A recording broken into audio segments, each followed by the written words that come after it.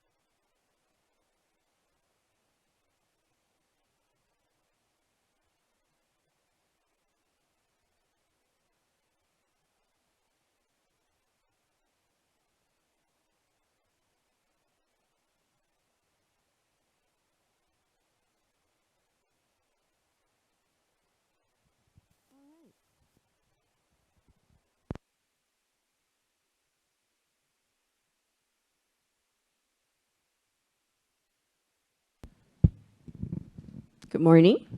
Right. Good morning, ladies and gentlemen. Welcome to the Innovation Summit Southeast Asia 2023, organized in conjunction with the global launch of Trade Barrier Index 2023. It is my greatest pleasure today to welcome all of you to this special event. We are also honored to have distinguished guests joining us today, His Excellency Peter van Acker, Ambassador of Belgium.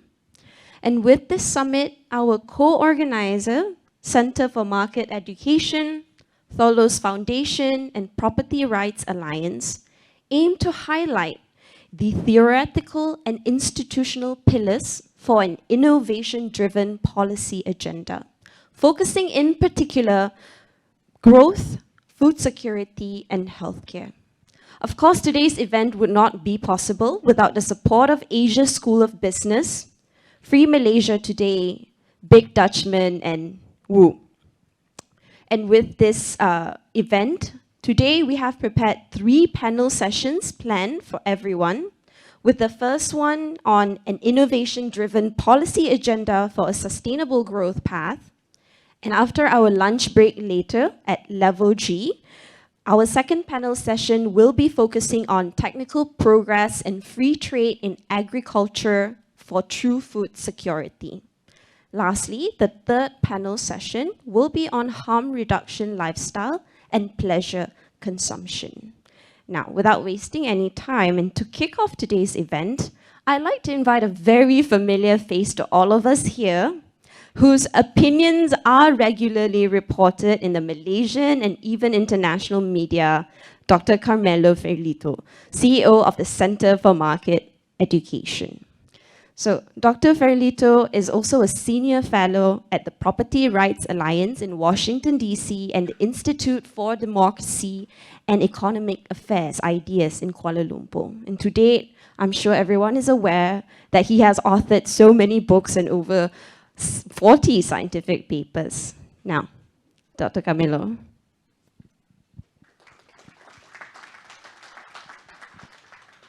Thank you. Okay, let me switch glasses. I'm getting old fast. So thanks everybody for being here. So ladies and gentlemen, it is with great pleasure that I welcome you all at the first edition of the Innovation Summit Southeast Asia, which the Center for Market Education is bringing to Kuala Lumpur for the first time in cooperation with the Property Rights Alliance and the Tholos Foundation. I would say it is almost a miracle to be here today with our young and noisy and maybe rickety organization. And yet, here we are. When our partners proposed us these adventures a few months ago, we were thinking it was something a bit crazy, but yes, with a certain naive boldness, we agreed to do and to arrange this event. It was not easy, but here we are, and we are happy of the success also in terms of public. There are actually many things I'd like to say with regard to the topic under discussion, the topic of innovation, but I'm pretty sure you are not here to listen to me. We have the pleasure to host a pool of speakers of extremely high profile, and therefore I'm sure you are all eager to listen to them and digest and be stimulated by their speeches and presentation. In this regard, the event will be kicked off by a high-profile keynote speech delivered by Dr. Apurva Sanghi, lead economist for the World Bank in Malaysia, who graciously accepted our invitation, and I really thank him for this pleasure and honor. I had the chance to meet Dr. Apurva in several occasions in the past month, and each moment I spent with him was an occasion of learning, a vibrant intellectual stimulus. I hope he will be kind enough to be here with my troubled mind also in the future. But above all, I'm sure you all benefit tremendously from his speech. I hope, however, you will allow me to stress also only a couple of points who are dear to me and will help us to set the tune for the conversation in the next hours. Innovation is somehow a mysterious animal, and in this regard, the first point I would like to raise is that innovations, inventions, and technical progress are not the same thing. Inventions are ideas developed by brilliant minds that could eventually never be applied to the production process, and therefore they may never be able to change our lives, and thus they never become innovations. Technical progress, instead, is one of the shapes that innovation could take, but not the only one. A new market, an example, or an industrial reorganization are innovation too, in the sense that may change economic life for good. The importance to stress these differences brought us to develop an innovation summit which is probably different from what people would have in mind. In fact, we will not talk about artificial intelligence, and we will not talk about fintech. This is not because we consider these things unimportant, quite the contrary. However, the conversation around those topics is already extremely vibrant. While there is a vacuum to be filled with regard to the possibility of the word innovation to be related with aspects of our everyday life. Therefore, after the keynote speech, we will discuss the following topics. Number one, how are innovations and institutions related? How can policymakers work for an environment which is conducive to innovation? And then number two, very important, how is innovation related to food and food security? How can innovation, technical progress, and free trade improve food security, a very important topic in the Malaysian conversation today? And third, how is innovation related to healthcare? Is there a role for innovation to be played with regard to harm reduction, in example, intended as a balance between pleasure consumption and taking care of our health? So innovation can and must enter our everyday life. Artificial intelligence and fintech, among others, are ships on which innovation travels to improve our everyday life. Innovation is the very idea of improving lives. It is the creative response to our need of being better off. Technical progress is the way in which innovation exercises its life betterment function. And one point clearly emerges from here. As a creative response to challenges from the everyday life, innovation cannot be the result of a centrally planned effort. As such, it would be destined to fail. The right set of institutions can nurture or depress innovation, but cannot create it. A creative response is a bottom-up response. As such, it is subject to the market test. An innovation that fails to meet market expectations in terms of technical features or price is not an innovation at all. Therefore, an innovation which aims to deserve such a name does not need government intervention to nudge in its favor. If that would be the case, would not be a creative response, but the implementation of policymakers' dreams. And often in history, policymakers' dreams have turned into nightmares for the people under their control. While more will be told today about the role of institutions, here just allow me to repeat that the market test is the necessary prerequisite for innovations. They need to be a response to a need and not an imposition. Only in this way, through a trial and error mechanism arising in the market, thanks to the price system, innovations can change our lives for the better and not for the worse. And only in this way, the best possible solution can emerge.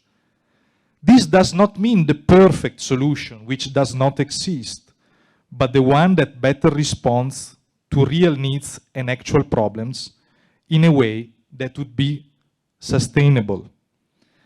Ideal sustainability cannot exist without financial sustainability. A solution which does not take into account trade-offs is not a solution at all.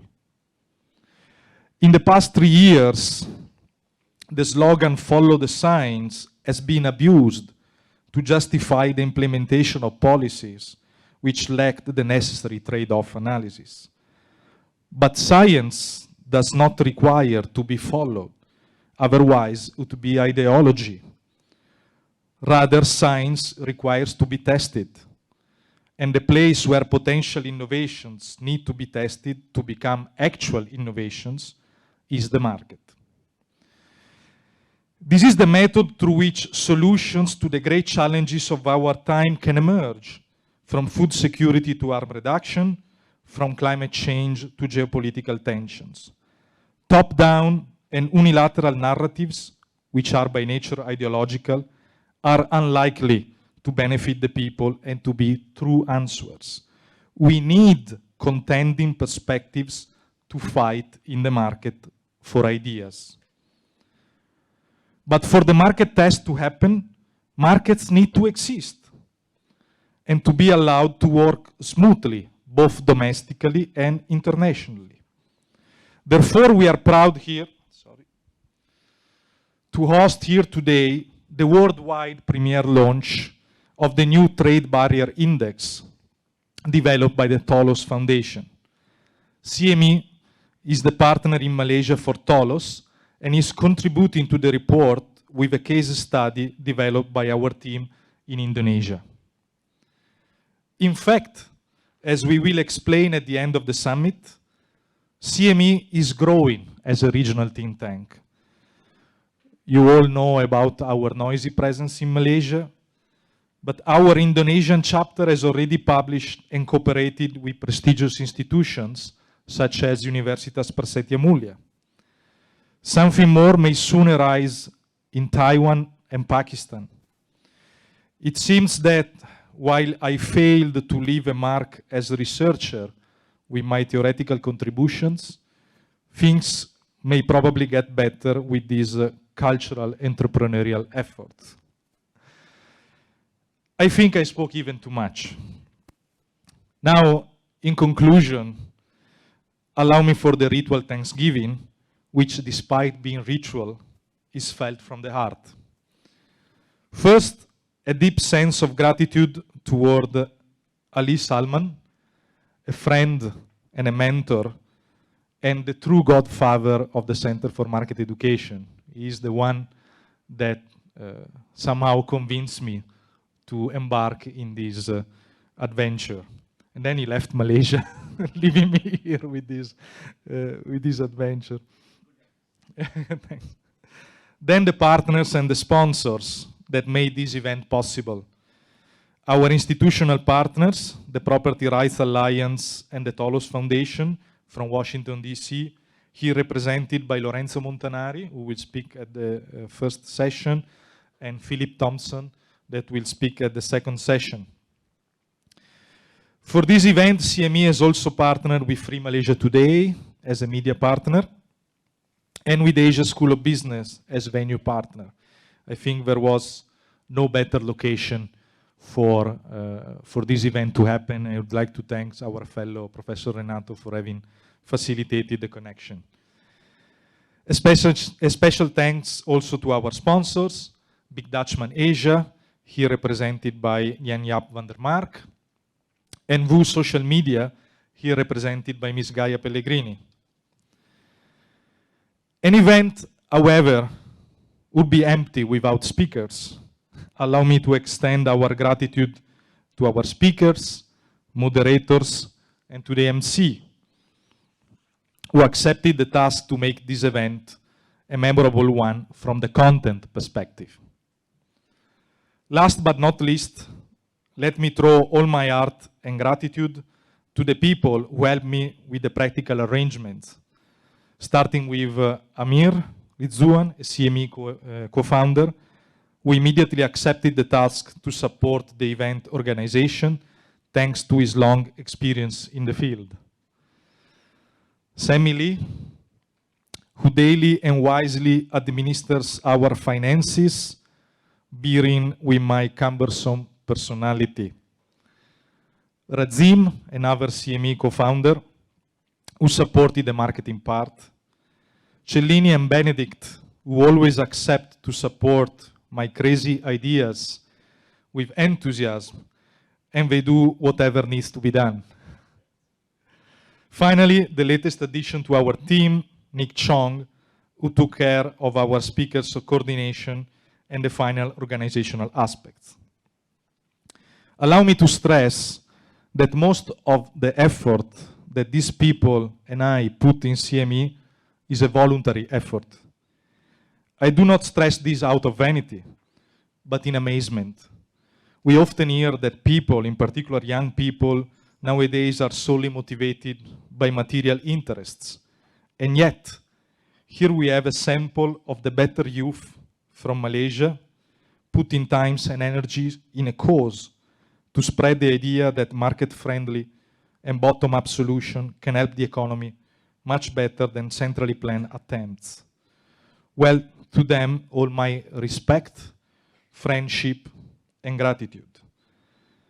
There is a passage in The Lord of the Rings by Tolkien. When I read it, the faces of these guys pop up and remain impressed in my mind.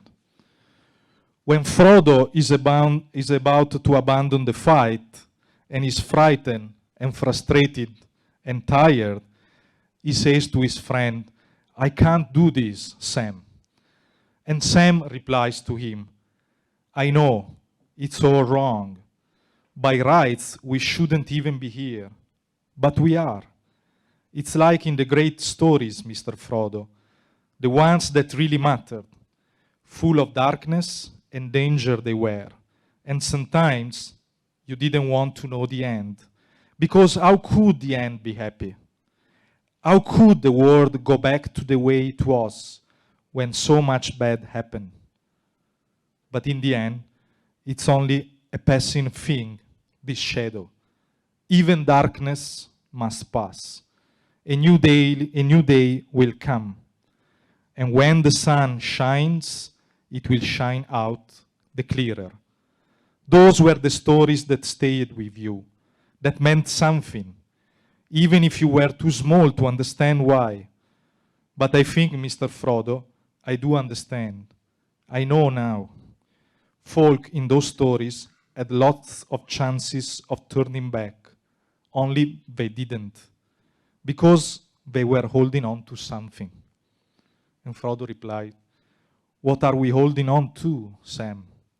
And Sam concludes that there is some good in the world, Mr. Frodo, and it is worth fighting for. And now, enjoy the summit. Thank you very much.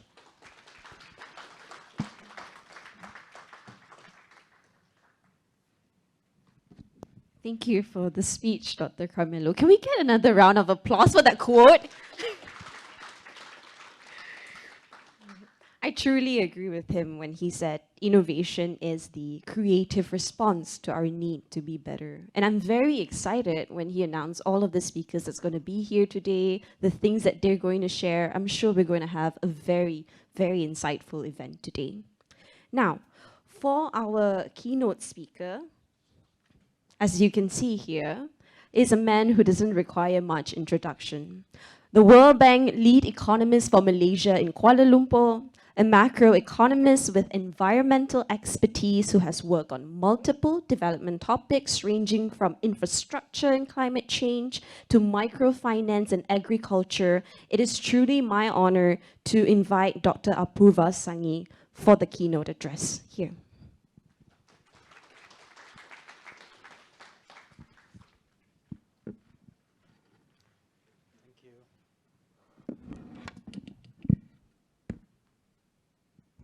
So thanks so much for the invite, Carmelo, and I like your phrase, noisy presence in Malaysia. And let me also say, not to turn it into a mutually appreciation society, but each time I've interacted with you, Carmelo, I take away a lot as well. So learning and exchanges and ideas are always mutually reinforcing.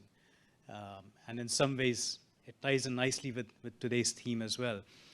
And so let me say it's really an honor to present this keynote speech at the first Innovation Summit Southeast Asia organized by CME, the Tholos Foundation and Property Rights Alliance.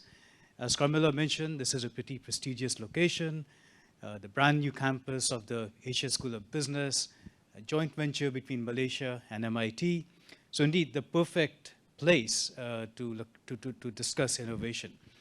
Now, innovation is a topic that's dear to any economist. And we have the ambassador of Belgium here, who in his former life used to be an economist. So I hope he agrees with me that innovation is indeed a topic dear to any economist, and I am no exception. So today, productivity growth, the metric used by economists to gauge whether living standards can be improved over time, is at a low point.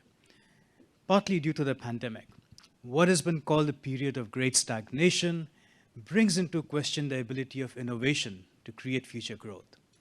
So what is the solution? Should we abandon innovation as a driver of future growth? So it's a silly question to ask. The answer is obviously no, because the answer is really to double down on promoting innovation, as that is the only sustainable way we know as a human race that we can grow and address the growing number of transboundary challenges we face today, be it pandemics or climate change.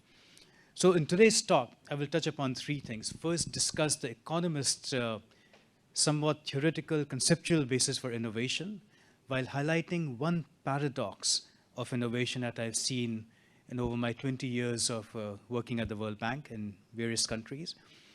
Second, discuss where Malaysia stands vis-a-vis other countries related to innovation. And third, share some thoughts on what should be done in general and in the specific context of Malaysia to improve the innovation landscape. So on my first point, the theoretical / conceptual basis of innovation, and this is really an ode to Carmelo, who, as I'm sure you know, is very fond of economic theory, and a rare breed, if I might say, in today's day and age. So one economist who is very close to both our hearts is the Austrian economist Schumpeter. And he's close to my heart because I got my PhD from the University of Chicago in economics, and his spirit looms large in the halls of the econ department there. So Schumpeter was the first to develop a theory of innovation which is both endogenous and linked to entrepreneurship. And his view was that entrepreneurs and technical change were at the heart of economic growth. And in his famous book that he wrote over a century ago, The Theory of Economic Development, he argued that, and I quote, "Capitalism can only be understood as an evolutionary process of continuous innovation and creative destruction." And soon enough, growth economics focused on innovation grounded in Schumpeter's ideas emerged. This new growth economics argued that growth could no longer be only explained by accumulation of inputs, that is, labor and capital. Instead, the key to continual economic growth, the emphasis being on continual, is innovation. There is no growth or development without innovation. And in turn, innovation, what Schumpeter referred to as new combinations, can, as Carmelo also mentioned, can take the shape of a new product, a new raw material, a new production method, the discovery of a new market, or even industry reorganization. And some of you may have heard of Paul Romer, who was also a University of Chicago PhD a few years ahead of me. We crossed paths briefly in the World Bank as well. And he built upon Schumpeter's ideas and came up with his theory of endogenous growth. And not to get too theoretical, but he used the concept of innovation and technical change to inject increasing returns to scale in endogenous growth theory. And as simple as it may sound, that work has changed the whole field of macroeconomics immensely, and later down the road, he was awarded the Nobel Prize. So coming back to Schumpeter, in order for his theory of entrepreneurship to be carried out, innovation to be carried out, new combinations require special human beings. So a drum roll, please, for what we call entrepreneurs. So innovation is an endogenous phenomenon in the capitalist system driven by these special human beings, i.e. entrepreneurs. It does not fall from the sky. It implies a continuous alteration between creation and destruction. Now, Malaysia's Minister of Economy, Rafizi Ramli, recently stated that innovation arises when someone asks, how can I do this better? I agree. And that question is essentially the basic question at the root of entrepreneurship, challenging the status quo. But it is not sufficient, and the further clarification is in order. So entrepreneurs are not necessarily technically qualified people. So let me repeat that. Entrepreneurs are not necessarily technically qualified people. They do not necessarily know how to do things. After all, technical knowledge can always be hired for a fee. Entrepreneurs do not necessarily answer the question, how do I do this? That's a secondary question. But rather, they answer the question first and foremost, should I do this? The how can be usually taught or outsourced or hired. And the answer to should I do this hinges on various factors. Now, in developing countries, I grew up in developing India in the 70s and 80s when India was a very closed economy. The license raj or the government controls were at an all-time high. And I grew up in this environment where the most important reason of should I do this in developing countries writ large is sheer survival. Okay? So you may have heard the expression, necessity is a mother of invention. So ironically, at individual levels, I believe that people who live in developing countries are actually much more entrepreneurial than people living in developed countries. Now, I know it's a broad generalization to make. But in the spirit of being a bit provocative, let me throw this out there and would like to get your views as well. So people in developing countries are much more entrepreneurial in terms of how they need to eke out a living. Call it being street smart, because you're struggling for sheer survival. Even today, anyone in India, for example, can have the latest iPhone unlocked for 100 rupees, which is $1.50, right? Now, imagine going to a store in the US, walking into an iPhone store and say, hey, I want to have this phone unlocked, right?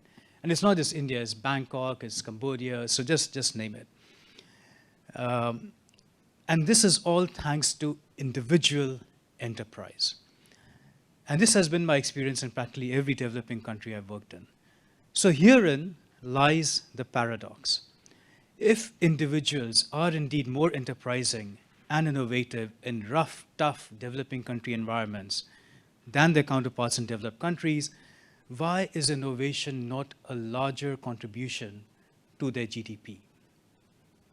And it's a rather interesting paradox. And I believe the answer to this paradox is in this phrase we call institutions. Now, individuals in typical developing countries, as entrepreneurial as they may be, cannot scale their entrepreneurial ventures because by and large, such countries lack meaningful institutions. So institutions fail them. And what do I mean by institutions? These are institutions that reward risk-taking, at scale. They encourage and reward risk-taking at scale. So developed competitive economies have built institutions that do precisely that. For example, by providing long-term capital, or by inculcating a culture of learning from failure through bankruptcy laws, and by providing strong protection of property rights. So entrepreneurs in these environments can take advantages of such institutions to scale up. And this leads to an embedding of an entrepreneurial mentality in the DNA of such economies. So this was the paradox I wanted to touch on. Yeah? So it's institutions that is a missing link in terms of why innovations in developing countries by and large don't necessarily scale up. This leads to the second part of what I wanted to touch upon today. Where does Malaysia stand in the innovation landscape? Now, some of you may be familiar with GII, the Global Innovation Index, and the latest one in 2022 captures the innovation ecosystem performance of over 130 countries. Now, according to this index, the three most innovative countries currently are Switzerland, the US, and Sweden. Now, in the top 10, there are actually two Asian countries, namely, any guesses? Anyone? Japan, I hear Japan. South Korea, Singapore, Vietnam. Okay, so you'll eventually go all through all these Asian countries. But it's basically South Korea and Singapore that occupy 6th and 7th positions respectively. And Japan is not that far off. Japan is 11th, Japan is 13th, but ahead of Japan is China at number 11. And interestingly, for the first time, China has many of the top science and technology clusters, the top 100 S&T clusters as the United States. Now, where does Malaysia stand? So remember, the two Asian countries in the top 10 are South Korea and Singapore. Well, Malaysia ranks at 36th place globally. Now, interestingly, Malaysia's performance is in line with the level of development within its income group, which is upper middle income as per World Bank classifications. But within the same group of upper middle income countries, Thailand's performance is judged to be above expectations. And within Asia, the same above expectations performance goes for Singapore and Hong Kong in the high income group, and for India, Vietnam, Philippines, Indonesia, and Pakistan in the lower middle income group. And Vietnam has been an outstanding performer for the last 12 years. So my point is, all of these countries are outperformers in the respective income groups, but not Malaysia. Malaysia is not an outperformer. Now, these are headline rankings, and any index of such kind needs to be taken with a grain of salt, especially the headline rankings. So a more granular look actually throws up even more interesting findings for Malaysia. And I'm just going to rattle off some numbers. Numbers are not as important as a general point that comes out from these numbers. So Malaysia is 27th in knowledge absorption, but 62nd in knowledge workers. It's ranked 22nd in knowledge diffusion, but 67th in knowledge creation. It's 31st in creative goods and services, but 64th in online creativity, so on and so forth. Now, staying with Malaysia, other evidence actually corroborates these findings. For example, in 2018, gross expenditure on R&D had halved to about only 1% of GDP against the envisaged goal of 2% of GDP. Malaysian firms are also less likely to spend on R&D as compared to their regional peers. And the pandemic has only further exacerbated the ability of firms to commit to this.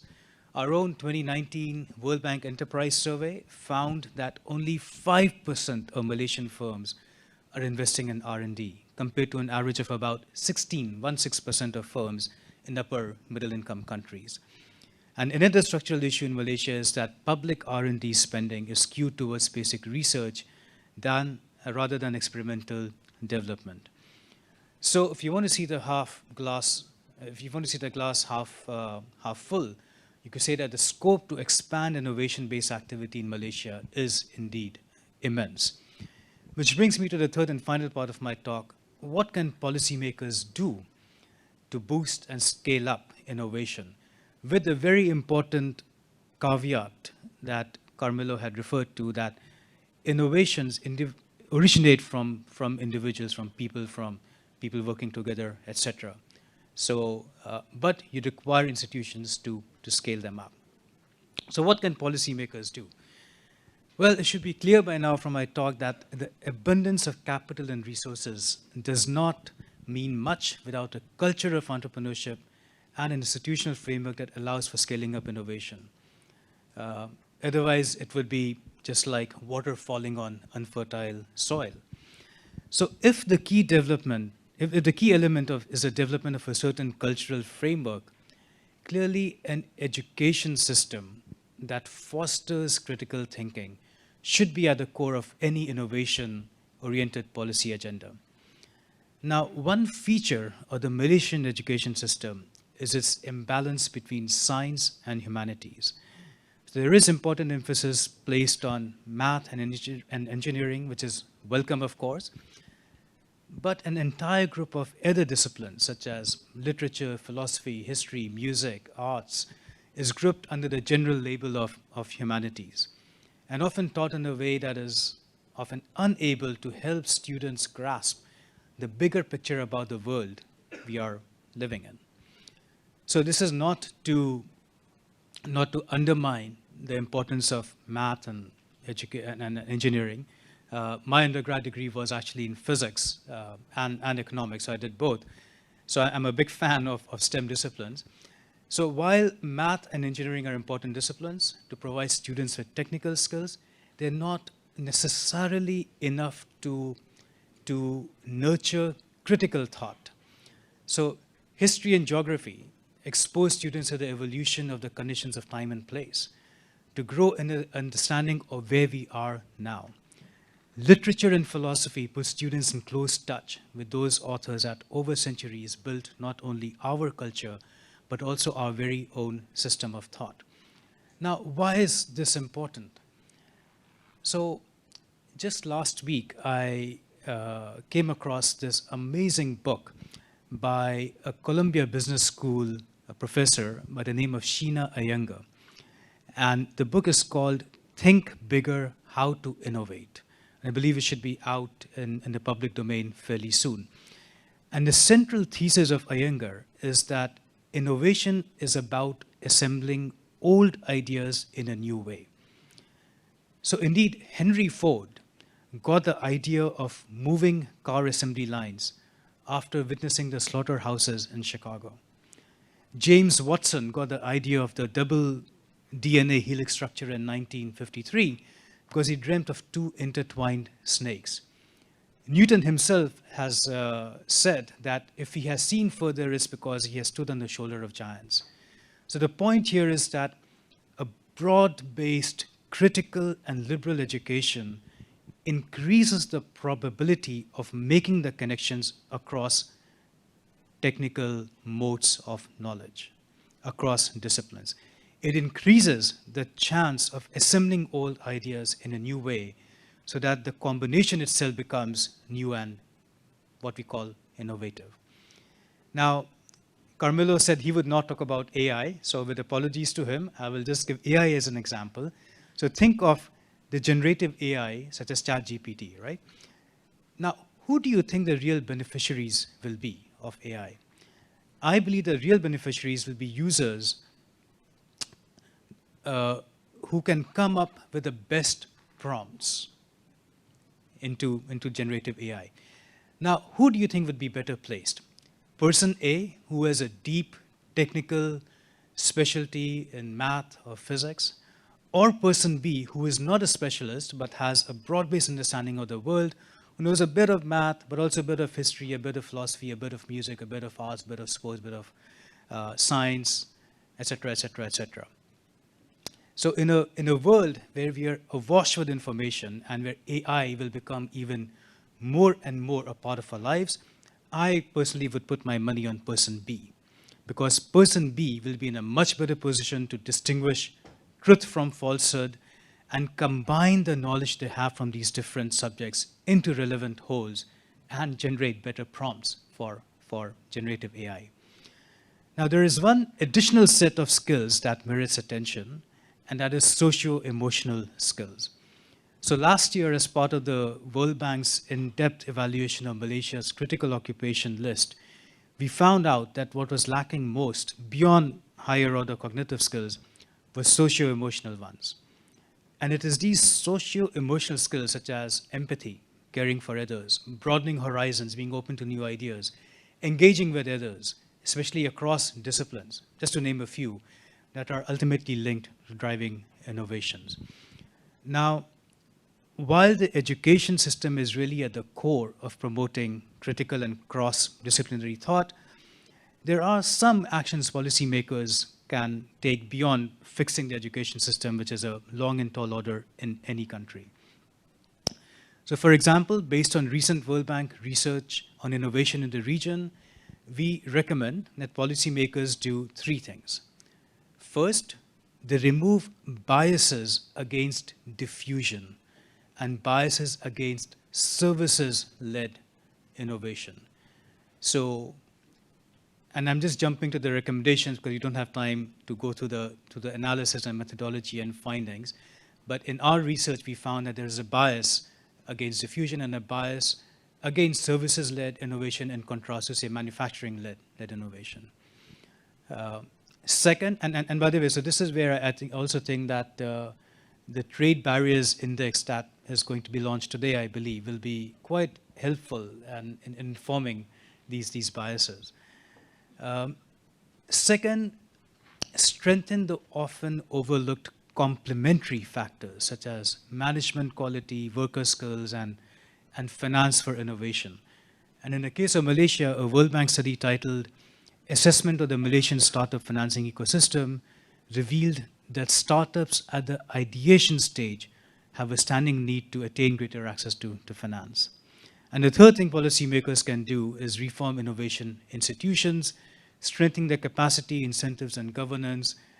These all sound pretty high order stuff, but in the case of Malaysia, it is encouraging to see that the government has indeed established a research management unit, RMU, to recalibrate its technology transfer and commercialization programs. And that is a good start, and if implemented well, this could foster better integrated planning and coordination of R&D funding across different ministries and agencies.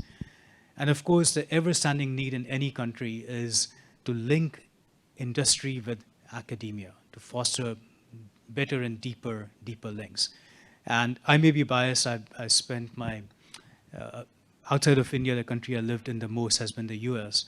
And boy, it's a joy to see the linkage between academia and industry there. There are some cons as well, but the pros far outweigh the cons. So I think this is where most countries can take a leaf from the US in terms of how they do that. So friends, I'm at the end of my speech. So if I could just summarize in 4 or 5 points the main points I wanted to get across. So first is that we need to double down on innovation because that is the only way for continual growth and prosperity. Second, entrepreneurs in developing countries are often constrained not by lack of entrepreneurial ideas or skills or activities, but by lack of institutions that scale up and reward risk-taking. Third, an educational system that provides not just foundational skills, but promotes cross-disciplinary and critical thought is vital for innovation. Fourth, innovation is not just about creation, but also about adoption and diffusion, and policymakers can do a lot to address some of the biases we find, in particular in the East Asia region, as I just discussed. And finally, though I didn't discuss this, let me end by bringing it back to an individual level because ideas ultimately originate from individuals working in collaboration with others. We are all fallible and imperfect as human beings. And we have this tendency to often assess and judge each other. In my own experience, so I have found that if we can replace judgment with curiosity, we would all be better innovators and creators, and the human race will be all the much better for it. So with that, thank you very much, and give the floor back to you, Carmelo. Thank you so much, Dr. Sanghi. For our first session on an innovation-driven policy agenda for a sustainable growth path, we will have 3 speakers presenting their piece. Now, for the format of this particular session, each speaker will be delivering a short presentation for about 15 minutes. At the back, we'll have a timekeeper who will remind the speakers if they exceed their time mark. Following the presentations, we'll have a moderated panel discussion. And if you notice on your table, there's a red button. So during the panel discussion, if you have any question that you would like to ask, you may press on the red button and the moderator will address you accordingly. Now, on innovation. We all know that innovation is the key element for sustainable growth driven by investments rather than consumption. Innovation, in turn, is generated by entrepreneurship, which needs a proper institutional framework to flourish. Such a framework rests on property rights. During this session, the pillars for a policy agenda that could holistically spur entrepreneurship and innovation will be discussed. Contextually, the Property Rights Index will also be launched, and the paper on protection of intellectual property rights in Malaysia will be presented. For this session, our 3 distinguished speakers will be sharing short presentation before we move into the mentioned panel discussion. The first one being Lorenzo Montanari, who are not with us in person, from the Property Rights Alliance, and will be sharing on the International Property Rights Index. The Property Rights Alliance, based in Washington, D.C., is committed to protecting physical, legal, and intellectual property. Lorenzo Montanari served as its executive director and the editor of the International Property Rights Index and Trade Barrier Index. He previously worked for public affairs firms George Washington University and served as private chair at the American Legislative Exchange Council. The second speaker we will have today is Professor David Emmanuel Anderson from National Sun Yat-sen University in Taiwan, who will be presenting on institutions and values for post-industrial competitiveness. A professor in the International Business MBA program at the university in Taiwan, he is a prolific author with numerous publications focusing on the institutional perspective of the urban and regional development, as well as entrepreneurial processes of change. Professor Anderson's credential, including a PhD in regional planning from the esteemed KTH Royal Institute of Technology in Stockholm, Sweden. Last but not least, we also have Professor Sitara Karim from Sunway University and also CME, who will be speaking about protection of intellectual property rights in Malaysia. So Dr. Sitara is an accomplished associate professor of finance and fintech at Sunway University. She holds a PhD in finance and banking and served as an associate editor for the International Review Economics and Finance. Dr. Sitara is also a dynamic research scholar with expertise in various areas such as financial economics, cryptocurrencies, green finance, and artificial intelligence, among others. Moderating session 1 later will be Desigan Balakrishnan, who has reported on politics and current affairs for New Straits Times for the last 2 years. He has also written several opinion pieces on the Southeast Asian region for Nikkei Asia. Currently, he writes for MyUndi on elections, as well as parliamentary affairs, and also takes up freelancing writing. Now, for the first presentation, we have a recorded video from Lorenzo Montanari.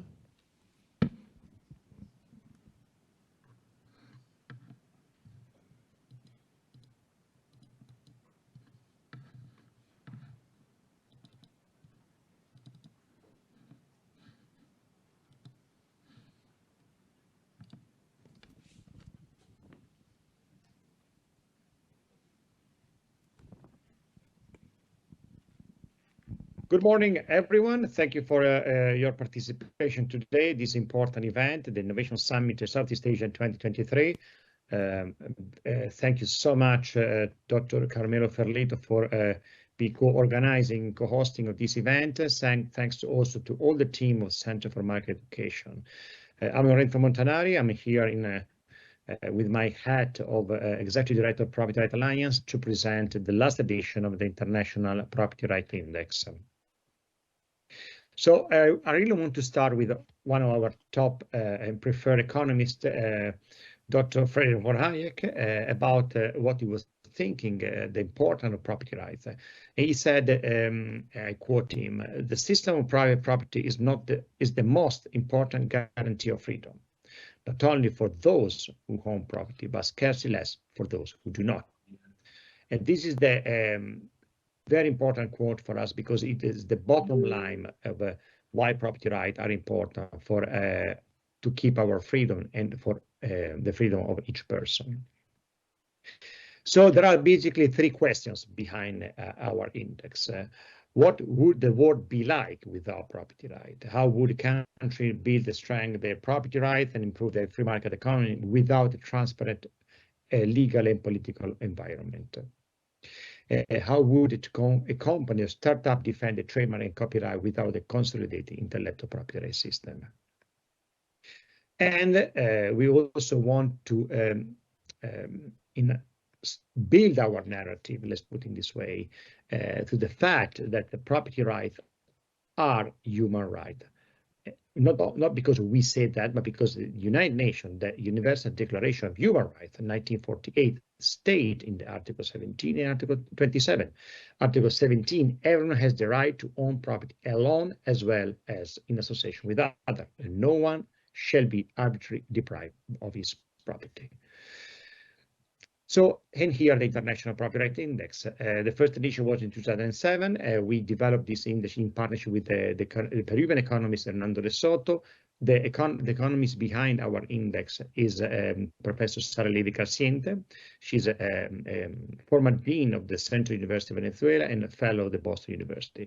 We measure the level of protection of 129 countries, and the index is divided in three macro areas that we show you very soon. And we also host a case study that I will show at the end of my presentation that has been prepared by different think tanks. We have a network of 128 think tanks covering more than 70 countries. Our index has been used so far by international organizations like OECD, World Bank, IMF, the United Nations, as well as started from July 2022 from the European Commission, as well as the organization, international magazines like Financial Times, The Economist, Forbes, National Geographic, and international consulting firms like Ernst & Young and PwC. This is the network from Afghanistan to Venezuela, a lot of European, Latin American, Asian. We're really great of the partnership we've been developing the years with ideas in Malaysia and with the Center of Market Education.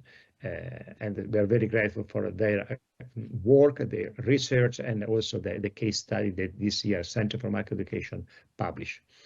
So this is the structure of the index. Very briefly, I know we don't have a lot of time, so just to give an idea, the macro area is the legal political environment. The second area is the physical property right. The third one is the intellectual property right. We collect data from different international organizations like a World Economic Forum, IMF, World Bank, around this macro area.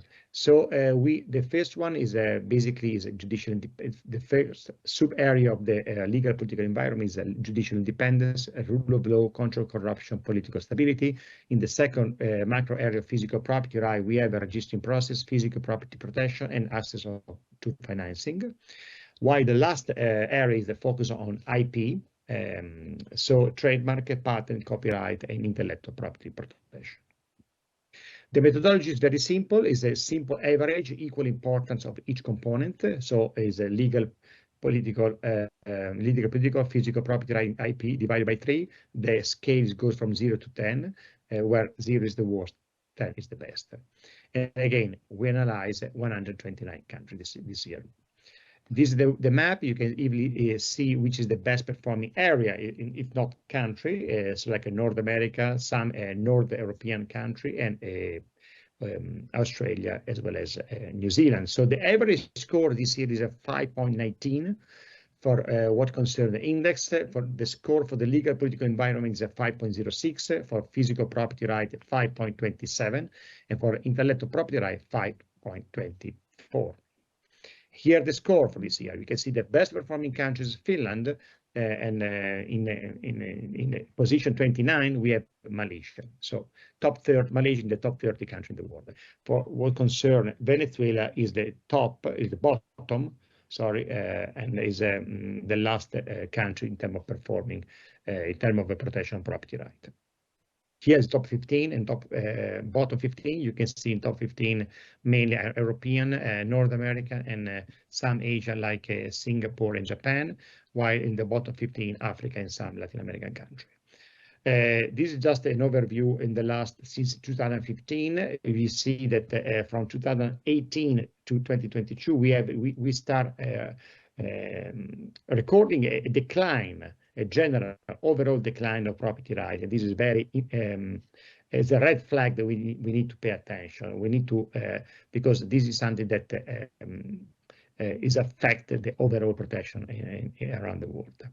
Very briefly, this is the slide is according to the division of the World Bank by income. So you can see that the high income country have a high level of protection of property right in all the components, rather than the low income country. Here, this is the division according to the IMF, developing groups. You can see advanced economy, same message. The advanced economy are the economy that have a strong protection of IP, rule of law, judicial independence, physical property right, as well as copyright and patent. Same for the data group by integration agreement. Best performing agreement are OECD, European Union, UMCA, and also EFTA from what concern Northern Europe. And here we go. We in the last few years, we start analyzing and comparing our index with other index, divided by the economic environment, ecological environment, institutional environment, emerging environment, social environment. And here, very briefly, we can see there is a strong correlation between the GDP per capita and protection of property right, the global health security index with our index.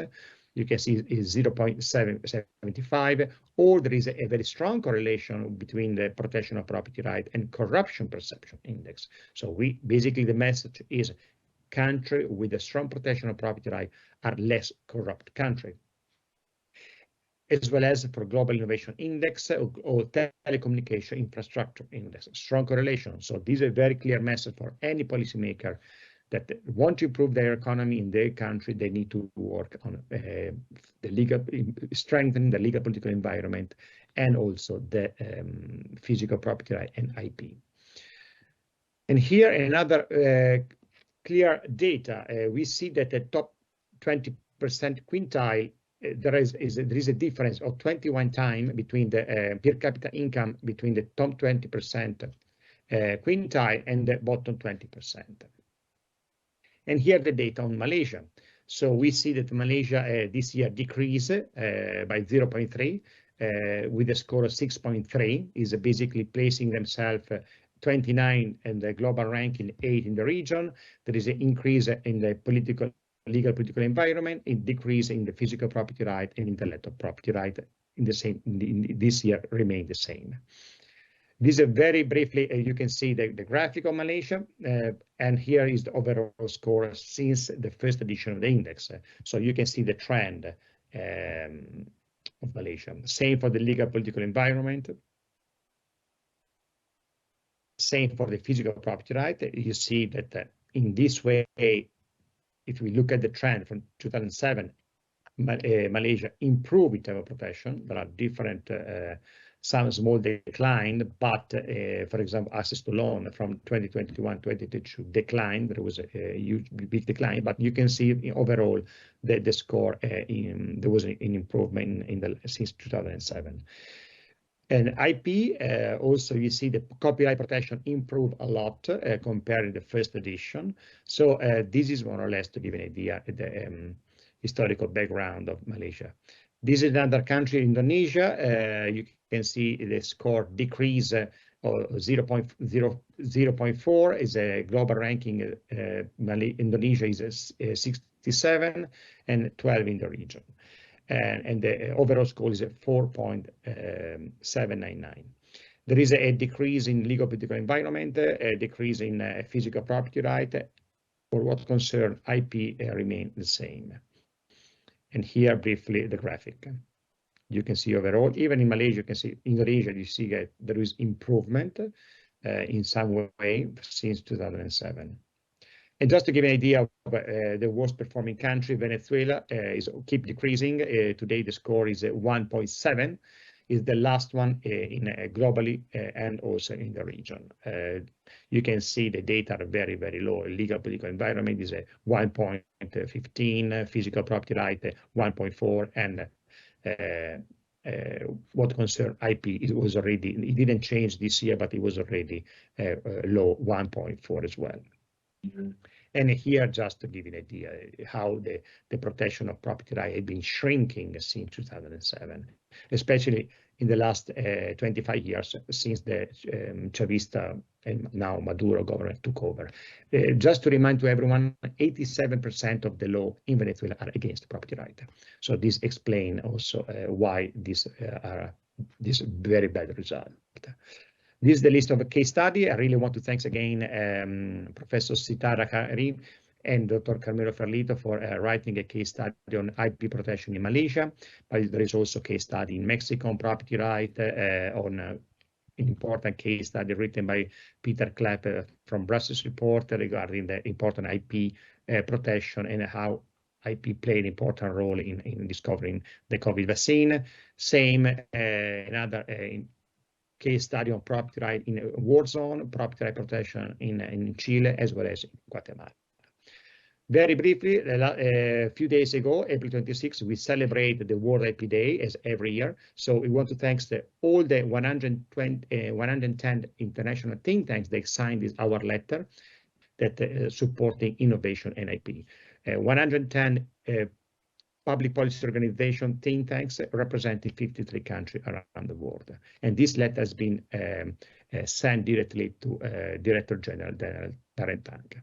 Thank you again so much for this time.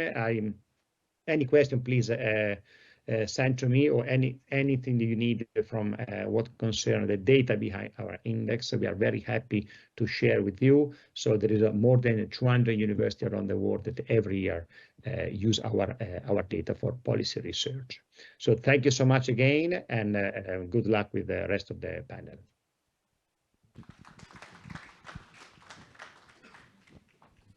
For the next session, I would like to welcome Professor David Emmanuel Anderson. Can we all give him a round of applause?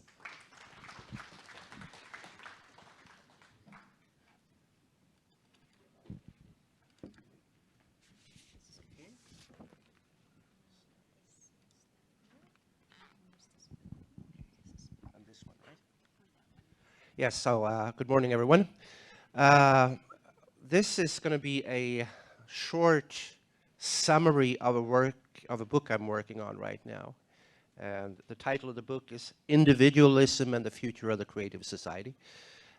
Still a work in progress, but the plan is for it to be published next year. So it's something that I'm really interested in that I'm going to talk about here today. Now, the idea behind my book is that there are two streams of thought dealing with individualism. There's a political stream, which is closely related to the idea of classical liberalism, but there is also cultural individualism. In other words, what kind of values people have in a society. And my attempt is to connect these two streams of thought. Okay, so the outline is first on long-run causes of economic development, and then the changes that are taking place, have been taking place over the past 30 or 40 years, with a transition in some parts of the world from a manufacturing-based to a more knowledge-based creative society, and how this relates to values and institutions. And then I'm going to look at some creative society indicators and also some tentative statistical results on how values and institutions may be correlated with economic performance. And finally, say something about the ASEAN countries. My book is not about ASEAN, it's about, well, many different parts of the world. But since we're in Malaysia today, I think maybe I should say something about this part of the world too. And some policy implications. Okay, I think when we think about long-term economic development, it's actually very helpful to think about two aspects of various goods. And I use goods in the most abstract sense possible. It could be anything that people value. And some things change quickly, other things change fast. And some things, some goods, they have small individual or private impacts. Other goods have collective impacts. And it is my contention that when we think about long-term economic development, we have to focus on goods that are change at a slow pace and that have public impacts. This is what some people like to call the infrastructure. And the infrastructure here is not only roads and airports, it's also the soft infrastructure of society, which includes commonly held values or culture, but also formal institutions such as property rights, regulations, etc. So this is also the normative conclusion here is that this is what governments should focus on if they're concerned with long-term development, the infrastructure. They shouldn't meddle with ordinary goods or with durable goods because markets do just fine. But here is the real role for government in policy making. Okay, now what we've been seeing for the past 40 years is a transition, especially in the Western world. It probably started in the United States in the 1960s, maybe somewhere close to San Francisco. And then it has spread to so as now to encompass most of Western Europe, North America, and to some extent also parts of Asia. And that is a transition from a manufacturing-based to a knowledge-based economy, where creativity is a much more important competitiveness factor than it was in the past. So what can we say about this new society that might be emerging here? I think Malaysia is sort of a borderline case, might still be manufacturing-based, might be moving in the direction of a knowledge-based society. But what you can find in all the most developed parts of the world is this. You become part of a globally integrated network of knowledge regions. So globalization is also closely tied to this transformation. But there are other things as well.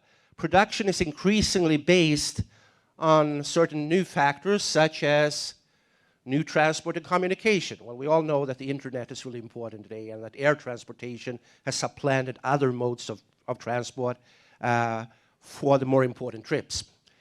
Also, cognitive skills. Well, in the past, go back 100 years, very few people got a higher university education. Now, in many places now, a majority of people get a college education. Creativity has become more important. If we look where the value is created for most goods, it's mostly in design or in marketing, not so much the actual physical production of goods, right? So creativity in science, art, and entertainment, all very important. And another interesting facet of this is that the exports tend to be more complex, and this is manifested as a high value per unit of weight. And if the value per unit of weight is high, then actually air transportation becomes the most efficient way of exporting goods. And finally, we have a value system that supports this kind of post-industrial society. And I'm going to explain in more detail what I mean here, but there is a new study that attempts to measure values, and there are 3 values or clusters of values that seem to be conducive to the creative society, and that's individualism, joy, and trust. Okay. So, cultural values. Well, the most well-known example is Gerhard Hofstede's measure from the 1960s or 70s. Well, he had 6 values: individualism, power distance, uncertainty avoidance, and so forth. The problem with Hofstede is that he never updated those values based on an assumption, which I happen to think is erroneous, that values don't change. Well, I think that is factually wrong. Values do change, but they change at a slower pace than, let's say, consumer preferences, right? So values are slowly changing aspects of society. And there is another theorist by the name of Ronald Inglehart, an American political scientist, who claimed that there is systematic patterns to value change, and this is based on a big survey that is conducted every 5 years called the World Value Survey. And fortunately for us, Malaysia is part of that, as well as most other countries. Now more than 100 countries have conducted or asked the same questions as everywhere else. So you can actually compare countries on the basis of values. And in my study, I use an attempt to synthesize the Hofstede value system in terms of the variables he used with Inglehart's ideas of value change, again using the World Value Survey, because Hofstede used IBM employees around the world. So they were all employees of the same company. So that was his attempt to control for corporate culture. But the World Value Survey instead is based on a random sample of between 1,000 and 2,000 people in each country, right? So it's supposed to be representative. And here, okay, so these value indices were explicitly constructed to correlate with Hofstede's 6 dimensions, right? But the good thing here is that you can update it, right?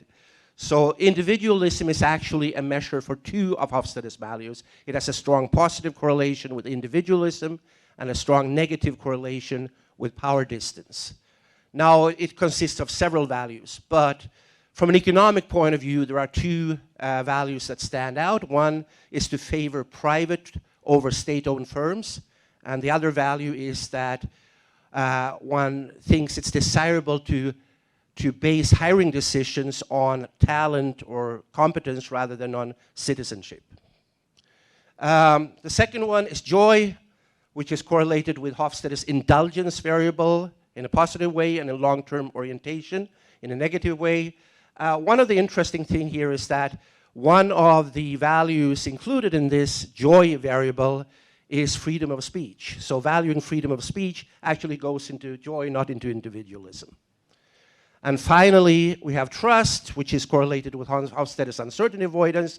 This is basically a measure both of how much people trust each other in a society and how much they trust the legal and political system.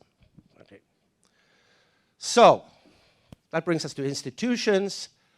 Okay, so there are certain features of the formal institutional system that is generally associated with a high level of development. First, and most importantly, the rule of law. And I think it was Hayek who said that the rule of law is characterized by universal, stable, non-discriminatory, and open-ended protection of physical and intellectual property rights. So it's very much in line with what the Property Rights Alliance is attempting to measure. Right? And the second one would be low taxes and few regulations other than delineation and protection of property rights, because that's also a regulation, but it's a kind of a regulation that's good for development.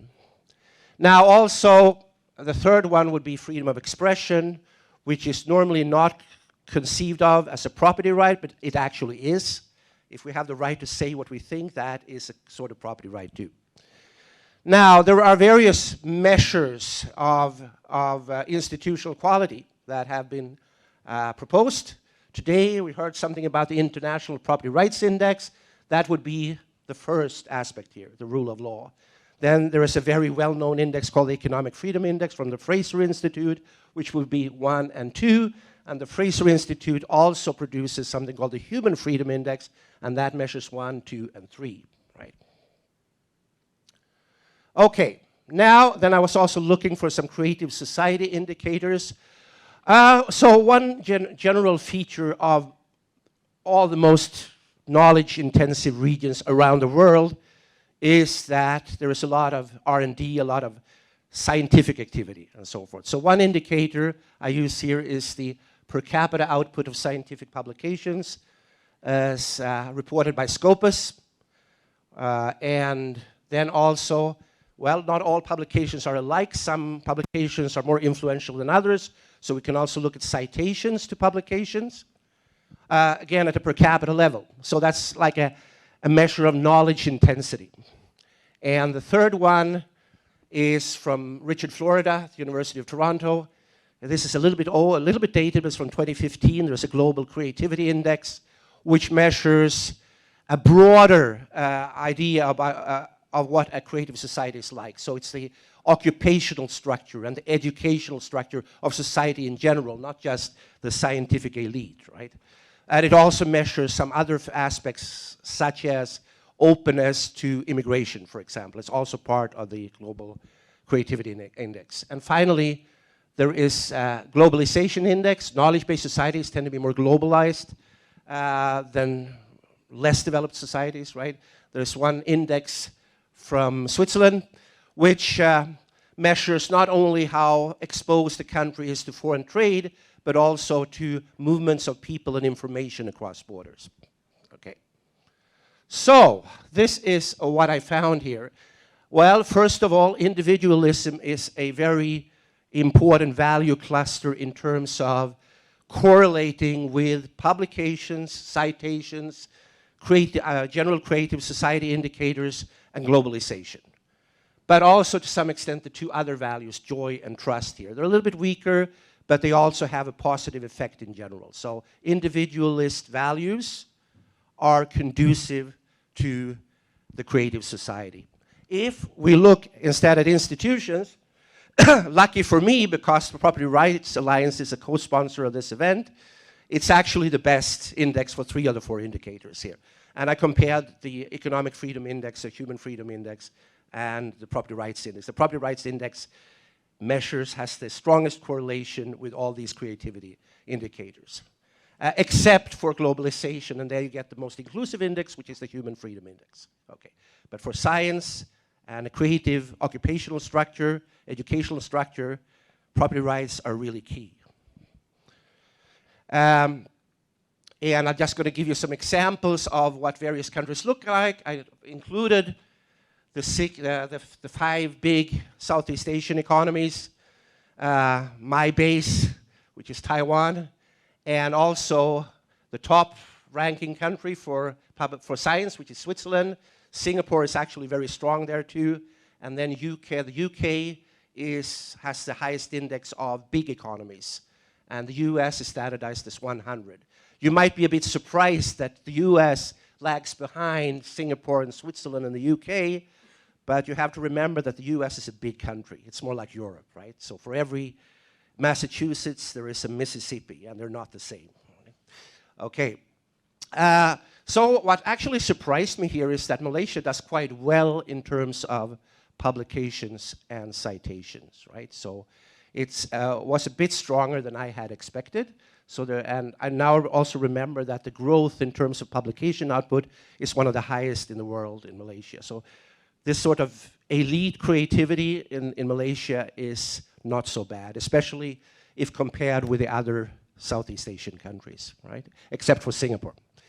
On the other hand, another interesting factor here is that the broad-based measure of creativity, well, there Malaysia doesn't do as well. I think it's 48% of the American level.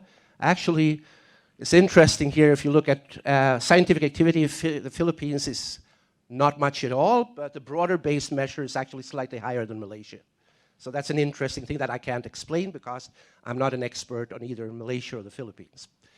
And for globalization, Malaysia is about as globalized as the United States. So it's a pretty globalized society that you're living in here.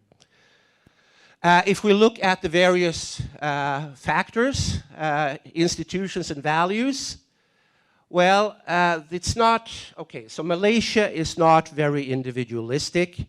And in general, Asian countries tend to score lower than Western countries. However, if we compare it with Hofstede's result in the 1960s and 70s, at that time, Southeast Asia or East Asia more generally scored between 10 and 20% of the American level, whereas now we are between 30 and 70% of the American level. So we can see that individualism is increasing over time, and well, other studies have shown that education is a very important factor here. So if when people become more literate, more educated, they tend to develop more individualistic values. Joy is very strongly related to income levels. So as societies get richer, they tend to become more joyful and less dutiful. So as I said, freedom of speech is included here, but also another interesting variable, which is how important is it to make your parents proud? Asking adults that question. In Western countries, it seems not very important at all. If you go to Asia, Middle East, and so forth, it's extremely important to make your parents proud, right? And trust, well, there is no clear trend here. Actually, the Asian countries do quite well in general, with the exception of Taiwan. And it's not that people don't trust people in general in Taiwan, it's that they don't trust the politicians. So it gets a low score because of that. Okay, so from a Malaysian perspective, we can see that joy and trust is actually quite high. The individualism is a bit lower. If we look at property rights, then, okay, so property rights, we have a score of 92 in Taiwan, 83 in Malaysia, and 105 in Singapore. It's the second highest in the world. But then the other Southeast Asian countries, again, are doing worse than Malaysia. So, you know, there's still room for improvement, but it's not so bad. And human freedom, also Malaysia does a bit better than most of its neighbors, except for Singapore, right? So what are the policy implications here? I know I've run out of time, but I'll just one more minute. This is the most important thing, strengthening the rule of law in terms of what policymakers can actually do. And that also means that property rights, well, strengthening property rights is much more important than, let's say, cutting taxes or doing something else, because this is the foundation on which everything rests. And I think that's consistent with the message we just heard from the president of the Property Rights Alliance. The second one is, okay, fiscal policy regulations. If you already have the rule of law, you can start discussing this part, right? And then when we think about values, actually you can't really change them. It's not, personally I believe it's not an appropriate sphere for public policy. But anyway, it's not going to be very effective because people don't change their values. The values change when you have new people entering the population. So it's basically driven through cohort replacement. So when you get some people exit the population, some people become adults, and that's when you get value change. And this is, by the way, it's not my idea, it's from Engelhardt, this idea of cohort replacement. Empirical evidence is that individualism is associated with the West, but it increases everywhere if you get a more educated and urbanized population. And the individualistic roots of Western society are very old. It happened about 1,000 years ago, that the agricultural society that Europe then represented became more individualistic than other agricultural societies. Joy tends to increase with income, but if you look empirically, it tends to be lower than expected in communist and ex-communist countries, with one exception, which is in Southeast Asia. It's in Vietnam. In Vietnam, it's not lower than expected. But all the others, Russia, China, Poland, etc., lower than expected given the level of income. And then trust in other people, very stable, doesn't change much. So there, Hofstede has a grain of truth when we look at trust.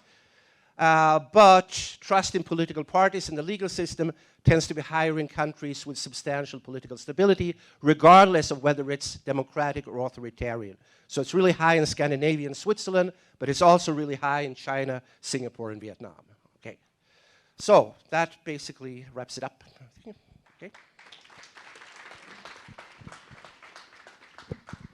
you. Thank you, Professor Anderson. Now, for our next presentation, I would like to invite Professor Sitara Karim. A round of applause, please.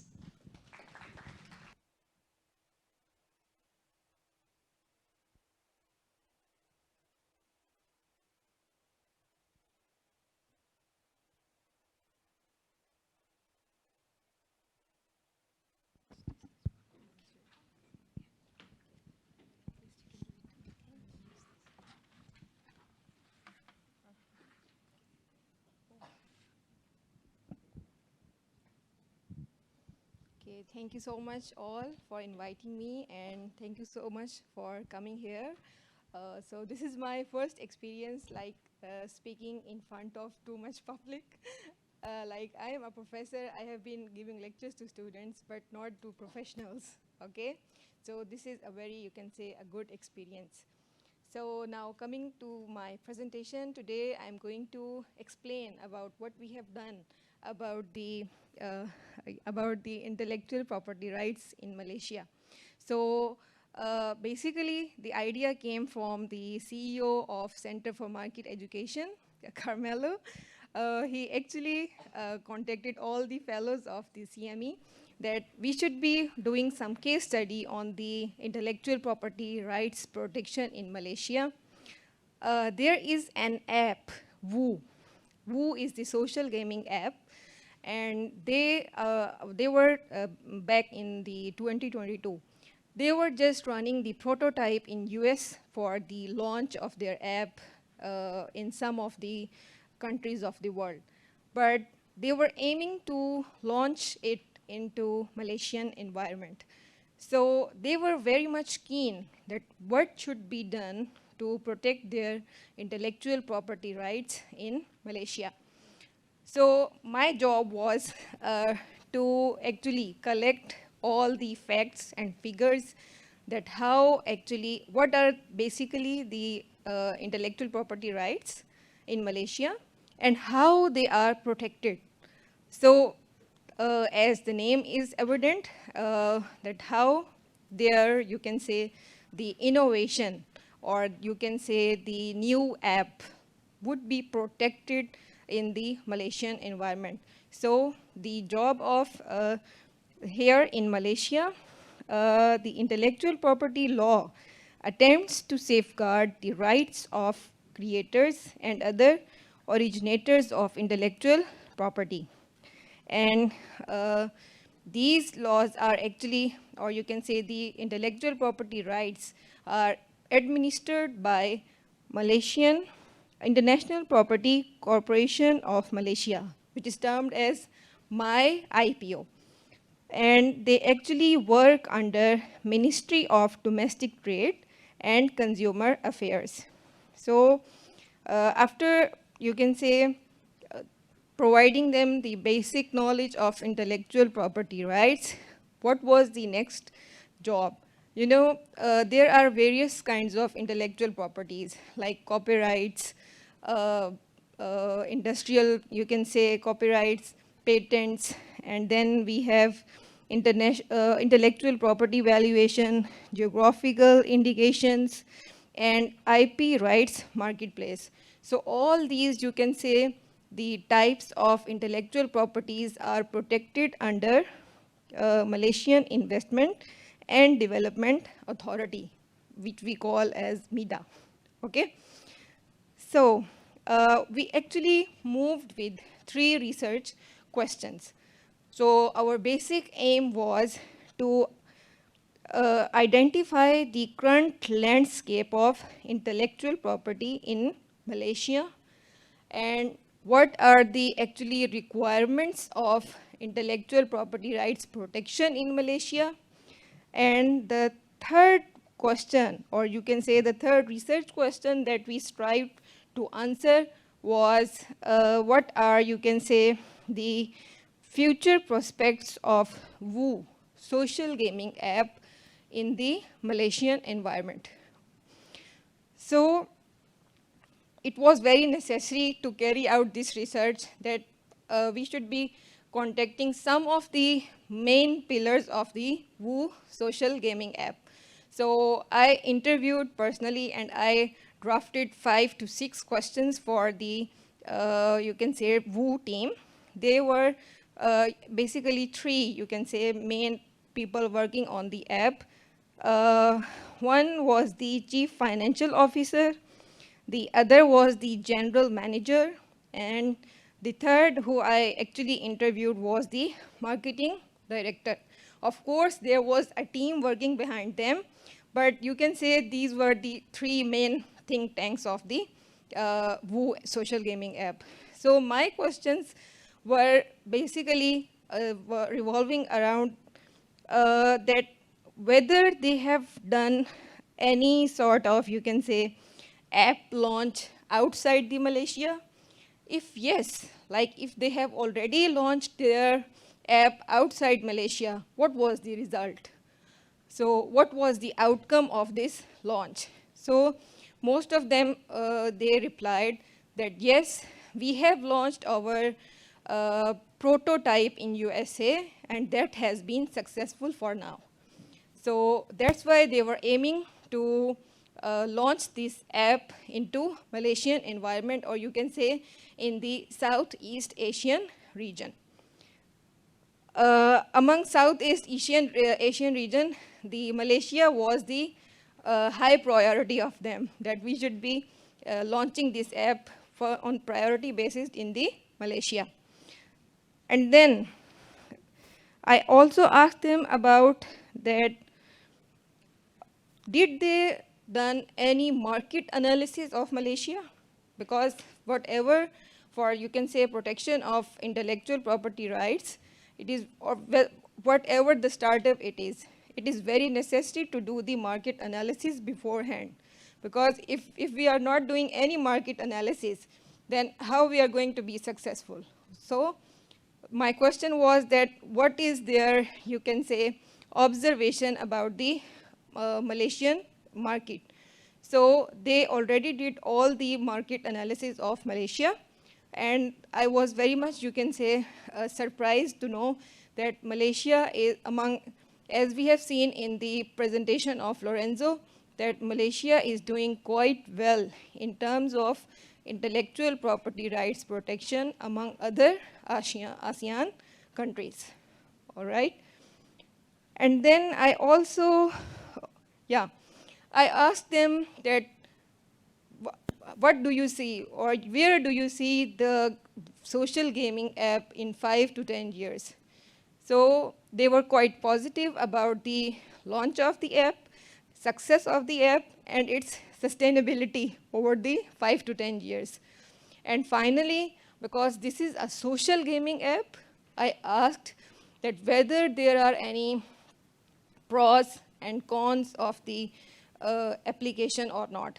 So because they already tried this application into US, so they were sure that this game is going to be fun for the people who, this game is actually developed for those professionals, those people who are very much tired of their routine, and then this app actually provides them a break from their work.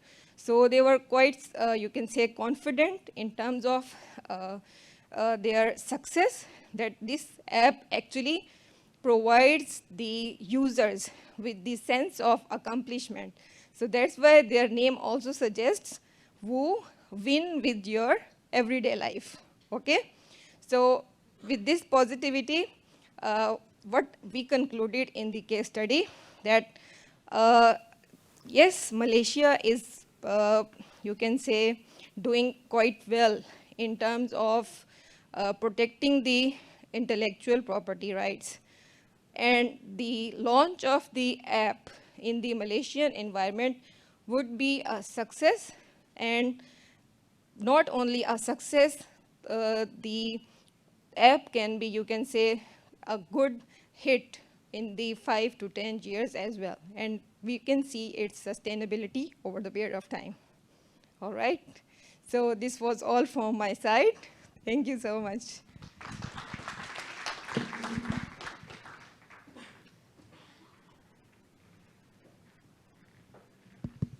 Thank you so much, Professor Sitara.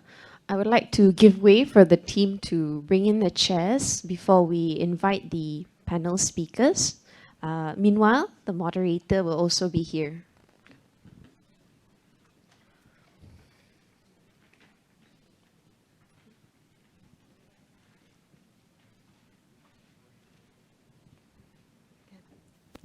All right, I guess we can. Yeah, 2 chairs.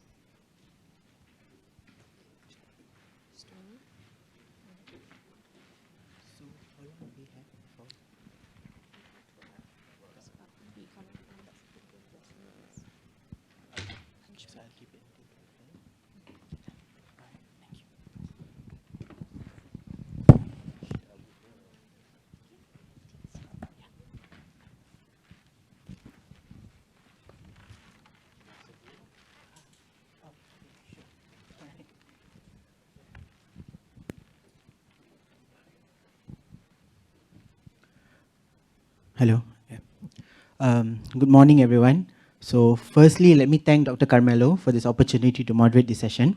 I haven't taken this much of notes since I left university. So today has been a real, it has been a back to university experience. And in a certain sense, I'm glad that we started off first because as you see, one of our speaker graced us with virtual presence. So we actually marked the transition from pandemic to post-pandemic, from virtual and then moving forward, everybody is in the hall. Intellectual property, I find the discussion very interesting. And maybe I would like to start off with what I have observed a little bit from what Dr. Carmelo's welcoming remarks to the keynote speech by Dr. Apurva, as well as the presentations by our fellow panelists. So the first thing I feel that what I observed is that intellectual property is actually multifaceted. So most people, I'm talking from a very common perspective, we generally equate IP, intellectual property, to only the legal aspect of it. But I think today we have actually been able to understand that it stems from a much deeper roots. It stems from values, be it cultural values or individual values that Prof. David explained. It stems from political stability, as we saw in the case of Venezuela that Mr. Lorenzo explained. And it also stems from the population demographic in the sense that in the case study that Prof. Sitara explained about social gaming apps. So that is the first observation. And the second thing, I think, in terms of intellectual property, we have recognized, at least today, that values are fundamental or sort of cornerstone, be it freedom of expression, be it the cultural values, and even in terms of individualism. And as Dr. Apurva also noted, survival, the need to survive in developing countries, these are also part of values that actually form the discourse about intellectual property. And as you said, Prof. David, because values are changing, so that's why this discourse is more relevant than ever. So without further ado, can I welcome questions from the audience? Maybe you would like to introduce yourself first and from your designation or your institution, and then we can proceed with the questions. So, yes, sir.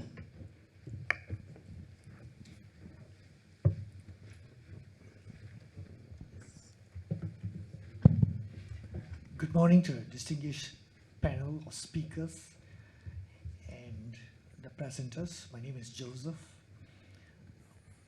The question I wish to pose is with regard to patents. I mean, in the past, many research papers have been presented in Malaysia with regard to palm oil. And those papers were positive with regard to palm oil, and it has all been patented. And so was rubber. There's a research done on the natural rubber, and it has been patented. Now, the Americans have come up with negative perception of those research, and they have done some kind of patents on their own research. So now we have two conflicting patents. So how do you look at it? Thank you. All right, thank you, sir. Can we get your name, sir? My name is Joseph. Joseph, okay. All right, so who would like to take Mr. Joseph's question? Prof. David? Prof. Sitara? Yes, because basically this is not my area of research, but based on my intuitive reasoning, what I can say that as we have seen in the presentation of Prof. David, that we all are human beings and we all vary. So we cannot standardize our results and our research as well. In terms of patents, since it is, you can say, intellectual property, or you can say the one of the pillar of that how you protect your intellectual property. So in terms of patents, we cannot generalize that if we are seeing positive patents outcomes in Malaysia should also be positive in the other country setting. All right. So as a researcher, because I do a lot of research, as a researcher, it is our job that what are the, you can say, the factors behind which is actually posing the results positive in Malaysian setting and which are posing the results as negative in USA. And we can see that there is a lot of difference whether we see the GDP or whether we see the economic development of both countries, they also vary. So as a researcher, what I have done until now, because you are quite senior than me, my important takeaway in research has always remained that we can never generalize our findings. We cannot say that one people is saying this and the other the other person should also be saying this. Okay. So in terms of patents, my opinion is that yes, because there are several factors behind these, you can say, patents or the intellectual property items. So we should be seeing those factors quite, you can say, keenly to identify what what is actually making the change from positive to negative. So this is all. Well, I think the conclusion here that in general it's necessary to have some sort of protection of intellectual property rights, but it doesn't mean that all patents are always have positive effects. For example, there are patent wars, like between, let's say, Apple and Samsung, and they sue each other because they over patent infringement or something like that. And so there are negative aspects to intellectual property rights, even though, as a principle, it's a good thing that they exist, right? There's also the question what the most efficient duration would be. It's not set in stone that it's 20 years or 10 years or something like that. So that's also something that has to be discussed, yeah. The duration of patents, as well as copyrights, because the duration of copyrights has been extended over time. It used to be something like, back in the 18th century, something like 20 years, and now it's lifetime plus 70 years. So it's changing, and the ideal duration is a little bit unclear. Right. Can we have another question? Yes, sir. Yeah. No need the microphone. You can use you can just press the button here. All right. Oh, okay. Bakar here from Putra Business School. Yeah, as Prof. Anderson argued just now, the point is that, patent is not necessarily a lucrative pathway to venture because of all the, the vagaries that you probably will have to face. My question is between rights and secrets in terms of bringing out innovation. Which one do you think will be more sustainable? To keep it secret, company secret, or to file for property rights? Thank you. That's a good question. I guess if intellectual property rights are protected everywhere, then probably it's better to bring it out into the open and apply for a patent, right? The problem, of course, is that there are certain countries where intellectual property rights are not really protected. Exactly. So then it makes sense maybe to keep some secrets as well. I mean, we don't have a global system where intellectual property rights are universally protected. So that is, I guess, the case for trade secrets. Yeah.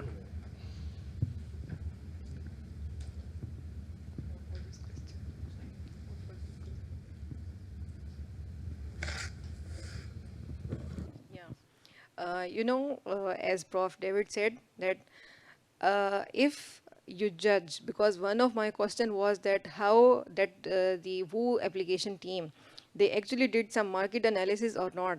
Why I actually asked them that market analysis is very much necessary. They should be aware that the intellectual property system is very much strong in the country. And that's why the IPRI index, that if you have seen in the presentation of Prof. Lorenzo, that the IPRI rate in Malaysia is declining in 2022, but over the period from 2007 to 2021, it was gradually increasing. So perhaps it is due to COVID-19 that it actually showed a decline. But I'm very much positive, because since I did this case study very recently, that it would be again inclining, because it all depends on that how the institutional framework is working within the country. So if the country is very much keen in protecting the intellectual property rights, then go for it. And then if you feel or your market analysis shows that no, the system is not doing very great, or we should be keeping our, you can say, intellectual property in secret, and then we should launch it later. So that is a better approach, like pick and choose, okay, based on our intuitions. All right. Yes, sir. Okay, so I'm Simon Ulrich. I run the product office at Wooo.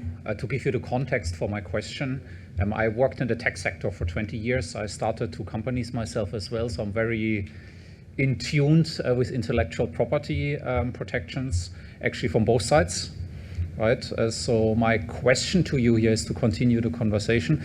Do you see a point where protection of intellectual property actually becomes too extreme and starts hindering innovation, right? Because one thing I see, especially in the startup sector, in almost all the countries I worked in, what we found is it's almost impossible to know if you're not infringing on an IP somewhere in the world, because no startup can afford the research that would be necessary to confirm that they're 100% on the good side of the law. So you as experts for IP, what would you recommend to policymakers to address challenges like that, to accelerate the development of startups in the economy? We actually provided some of the policy implications in our report as well, in our case study, that yes, there is a need by the policymakers and the regulators to see this part of, you can say, startups for protecting the intellectual property rights, because we have seen the rise in the IP protection in Malaysia, because my research was in Malaysia, so I will be talking about it. But why the decline appear in 1 year? So this actually raises a lot of questions, not for the policymakers, but for all the you can say affiliated institutions who are responsible for protecting the rights of, you can say, startups, or you can say new everything, whether it is copyright, whether it is patents, or all that. So yes, we need to bring this point to the policymakers, that they should be working more on protecting the rights of the, whether they are local or whether they are foreigners. So, of course, this study, the basic purpose was to highlight that they should be also working on these challenges they are facing. Because not everyone is successful, not everyone is having budget, not everyone affords such kind of market analysis. So they should be providing each and everything at their website, and the channel the new startups should be moving. So this way they can be, you can say, provide some policy, or you can say some guidelines for the startups who cannot afford the market analysis. So this would be the better approach. So if I'm just trying to summarize what you are saying the rise in IP protection should go in tandem with liberalizing access towards the current knowledge or the current literature available in terms of IP? No, I am actually not directing, I'm actually suggesting that policymakers should actually see this part of the picture as well. That, as he mentioned, that I cannot afford the market analysis, but I want to launch my product. So how can I do that without the market analysis? Because we are not sure. I'm from the business school, you know. So before going into as an entrepreneur, we are not certain that our product would be successful, okay? Same is the case with the IP protection as well.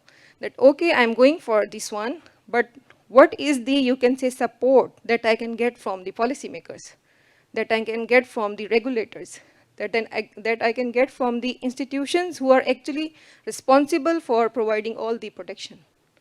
So this was his question. So that's why it is the job of, you can say, now the policymakers should also develop some of the, you can say, strategies or policies related to this aspect as well. That how we can address the issues of those startups who cannot afford the market analysis to make them successful without doing or without passing them from this step. Okay. Prof. David, I also hope that you can weigh in on that. But an additional question to that would be regarding the support to SMEs in terms of those who can't afford market analysis. In your opinion, what do you think regulators or policymakers can do about it? I think, I mean, the duration of patents nowadays is quite long, right? I think it's 20, is it 20 years, right? So, and it seems to be, have been designed probably with the pharmaceutical industry in mind, because it takes a very long time to bring a drug to market. But maybe the duration should be a bit shorter for especially in the tech sector, because there's a lot of new products coming all the time. So most products don't have a lifespan of 20 years, right? So maybe maybe a shortening of the duration could be a solution. I'm not sure, but it could be. Okay. Yeah. So that means we have durations according to sectors. Yeah. Okay. All right. So, yes, ma'am. Well, actually, thank you, Professor Anderson, because you've just touched upon the question that I was going to ask. When we discuss patents in terms of the healthcare sector, I mean, we've all seen the endless debates with all the various COVID vaccines. Should there be an entirely different way of assessing the length of time, the way they're attributed, et cetera, et cetera? I'd like your opinion on that. Thank you. I think I already answered that one, right? Yeah. So a different duration might be advisable. You know, I'm sure it's not easy to, institute, but in theory, at least, it could be an attractive idea. Okay. Okay. All right. Okay. Can we have another question? We still have about 10 minutes. Yes, ma'am. Hi, my name is Ruzaini from Ghost from Malaysia Foundation. Okay, I just want to ask Professor Anderson regarding about the policy mismatch between Europeans or maybe Malaysian or Southeast Asian. For example, we have a policy on palm oil, something like that. Europe sees different from Southeast Asians, because palm oil is our staple food, maybe a staple industry, and the way Europe sees it is very different. So how we can connect the mismatch, or maybe even the carbon credit, the carbon trading, something like that. The rate trading between Europe is higher than the rate for carbon credit and Malaysian. I mean, like Southeast Asian, something like that. So how we meet halfway for the mismatch of the policy or something like that. And it's more focused on the palm oil sector, yeah? Yeah, maybe palm oil, or maybe different in the view or something like that. So, Okay. Like it's broader. Palm oil is just for example. Yeah, thank you. Well, I don't think there is a self-evident answer, because on the one hand, if you harmonize institutions across borders, you get lower transaction costs, which is a good thing. It's easier to navigate the system. But on the other hand, you get less institutional experimentation. So very often decentralization is a good thing, having different rules in different places, because we don't know what the best rules are. And that's a way for us to discover which institutions work best. So there's both a pro and a con there. It's not self-evident. when you talk about the palm oil regulations and so on, which I know nothing about, but in general, decentralization means more institutional experimentation, which makes it easier to find good institutions. On the other hand, it adds to the transaction cost level. So in that sense, a harmonization of rules might be a better idea. Okay. Yes, I would also like to add that we see a policy mismatch. Like if we see the European region, if we see the Southeast Asian region, or if we see the American regions, because my research is mostly about all these regions. So we also see that, like if you only consider about the sustainable development goals, okay, or you can say the promotion of sustainability in the European region, we can see its traces from 2015, from the Paris Agreement. So we can see that the orientation of their sustainability arises from 2015, okay? But what the Malaysians are doing in terms of sustainability, what we see their rise in these years, like in 2022, 2023. But so this creates a difference. You can say that I think something more proactively, but the others are now lagging, okay? So this actually creates different among nations, that we are not equal, okay? So our institutions, all the, you can say, regulators, policymakers, the thing which is actually being done in the European region is now being promoted in Malaysia. So that's why this also creates a policy mismatch, okay? Because some are leaders and some are laggers, okay? All right? So that's why in management or in the business education, we are supposed to do the proactivity, okay? So that we are not going behind. That's why some of the countries are developed and some of the countries are still developing. And there are some third world countries as well, okay? So we all are living in the same world. So we cannot generalize that why the policies of one country are successful and other are not, okay? So this is totally, you can say, contingent. It depends on the situation. All right, we can afford one more question before we wrap up the session. Can I go? Yes, yes, sir. Yeah. Yeah, thank you. We have seen just now the data in terms of innovation rank. Malaysia is 36, and IPRI rank, Malaysia is 29. And from the data by Prof. Anderson, we saw just now that, publication, citation is quite high on Malaysia, but somehow the property growth, property rights growth is not, equated with this data. It will be interesting to hear from the panel's thoughts why this is not, quite in line in terms of the rank and statistic on these variables. You're saying about the institutional? Yeah, I mean, the innovation ranking is up there, and IPR ranking is up there, and publication, citation. Well, actually, if you look at Southeast Asia, it's institutional quality index. Malaysia would be second after Singapore, and for publications, it would be second after Singapore. Yes. So it's like it only lags Singapore in Southeast in the ASEAN countries. Exactly. It's actually ahead of all the others. So yeah, why do you think this is has not been translated into property right production, or well, I mean, if you look at the broader measure of this broader creative society indicator that I used, it lags a bit behind there. So it's more like there is some sort of core of scientific creativity here, but if you look at the society as a whole, it's lagging a bit in terms of the occupational structure and the educational structure. It's a little bit lower than you would expect given the science output and the institutional quality indicators. Exactly, yeah. And I don't have an answer because I think probably you need to know more about Malaysia than I do to answer that question. All right, so I think that will be it because we had very limited time at 12. So I think my personal observation regarding IP being multifaceted, I've started off just now, this discussion session with that. But I think I would like to end with one more note that I observed throughout the forum, throughout the discussion, which is what this gentleman has raised.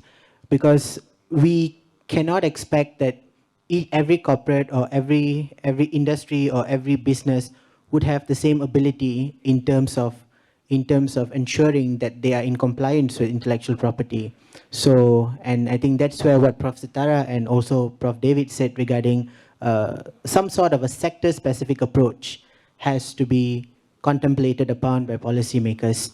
So, and on that note, I would like to thank again Prof. David and Prof. Sitara, as well as Mr. Lorenzo. Hopefully he hears my thank you note. So, and thank you so much for the discussion for today. And yes, I would like to, MC. All right, thank you. Can we give them a round of applause?